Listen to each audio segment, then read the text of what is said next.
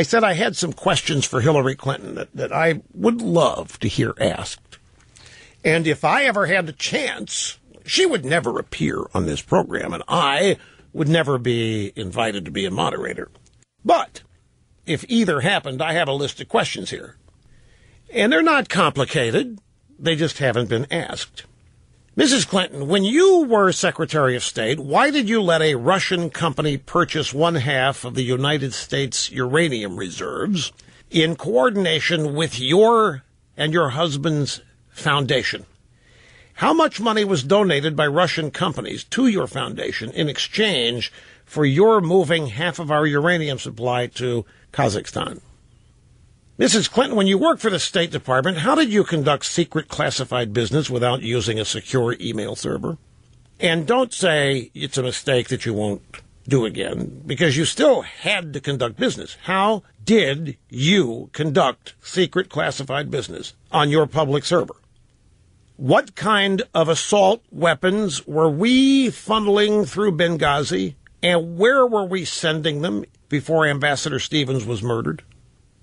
Mrs. Clinton, why were you interested in the overthrow of Bashar al-Assad in Syria?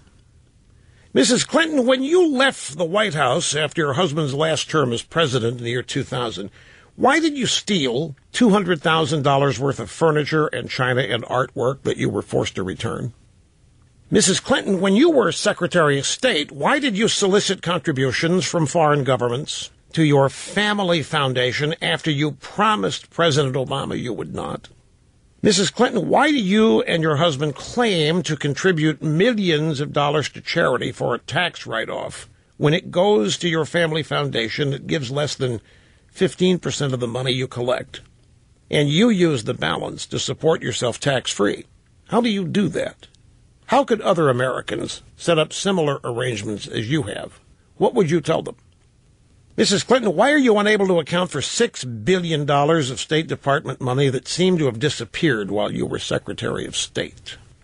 Mrs. Clinton, you said you were broke when you left the White House, but you purchased a $2 million home. You built an addition for the Secret Service.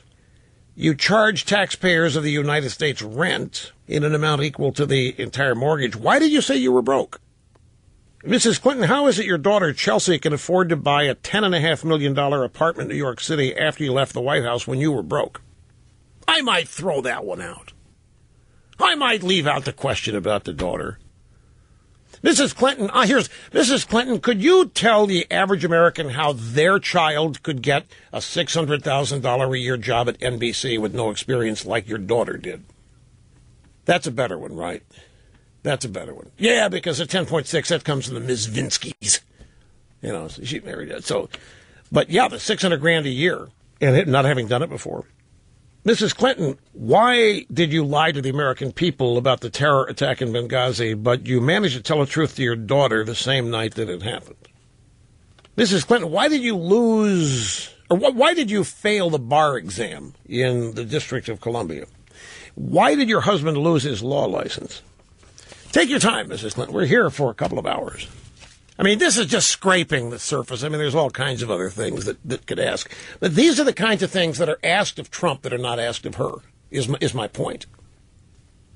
Okay, do that. Mrs. Clinton, for the past 2 weeks, we have been treated to accounts of Donald Trump and his supposedly abusive treatment of women, many of whom have now been exposed as not having told the truth.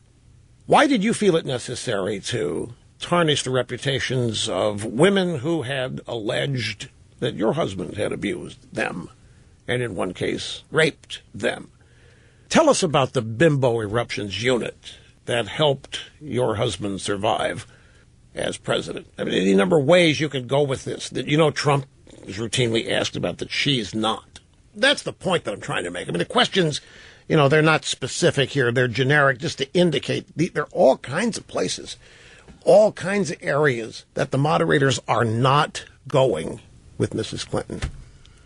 No, I wouldn't ask her what her relationship is with Huma. No, I wouldn't touch on that.